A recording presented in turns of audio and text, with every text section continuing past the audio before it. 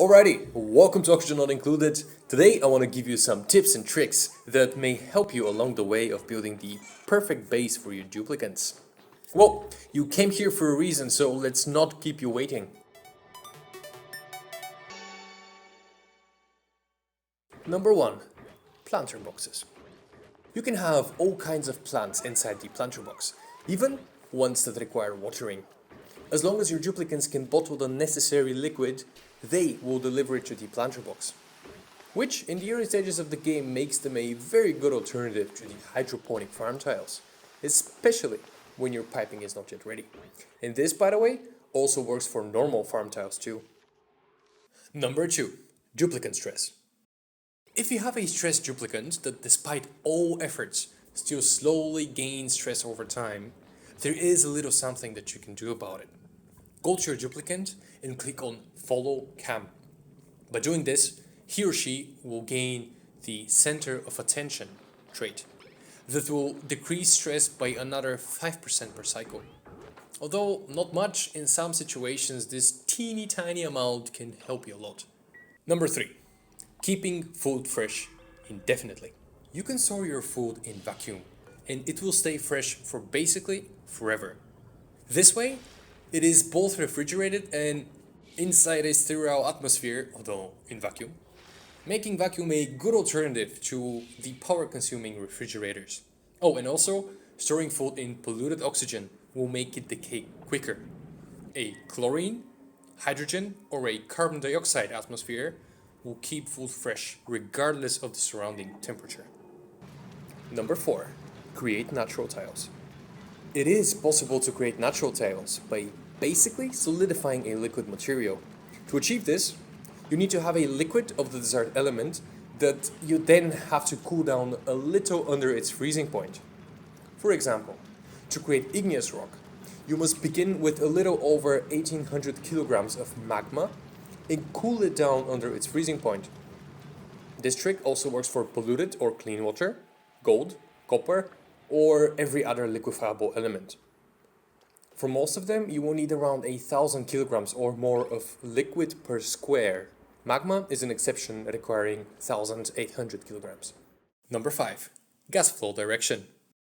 While this game has a huge list of different gases that exist in different temperature ranges, here we'll have a look at the ones inside the so-called livable range for our duplicants. Those include hydrogen, oxygen, polluted oxygen, chlorine, carbon dioxide, and natural gas. When left on their own, the gases separate themselves depending on their mass over time. Well, from the ceiling to the floor, they arrange themselves as follows. Hydrogen always goes on top, and not only that, but it will also try to wander a bit to the left. Then this is followed by oxygen and polluted oxygen. Those two have equal masses so that they will always try to stay mixed in a way.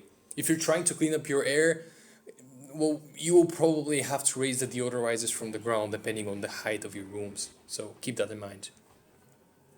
Next is natural gas. It is a little heavier than oxygen and it will eventually go under it, although not very fast. Then there is chlorine. It will try to align itself just under natural gas. And finally, the heaviest of the bunch is carbon dioxide that will essentially always fall towards the floor and will drift just a little bit to the right. So plan your base accordingly to efficiently have all those under control. Tip number 6. An element occupying a single square. Once, for example, a liquid is inside a single square, it occupies the square completely and pushes away all the gas that was in it. And this is regardless of the amount. It can be 10 grams or 1000 grams. It doesn't matter, it will work in both cases.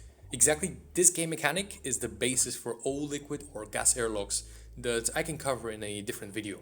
Oh, and on the topic of liquids, here is a bonus tip. While letting gases flow through, airflow tiles will block all liquids and will also repel them in a way. In this context, they are great for getting rid of the air bubble that can form inside your water tank. Mesh tiles, on the other hand, allow both liquids and gases to pass through them.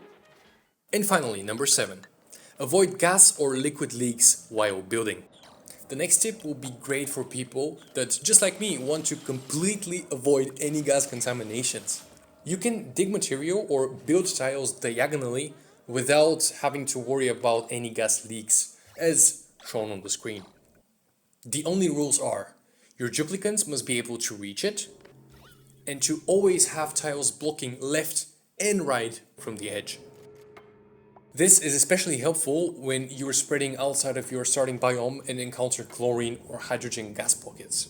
Still, make sure you're paying attention to what you're digging, not to have your efforts completely spoiled by a piece of bleach stone that lands on the clean side or by water that is above a block of sand.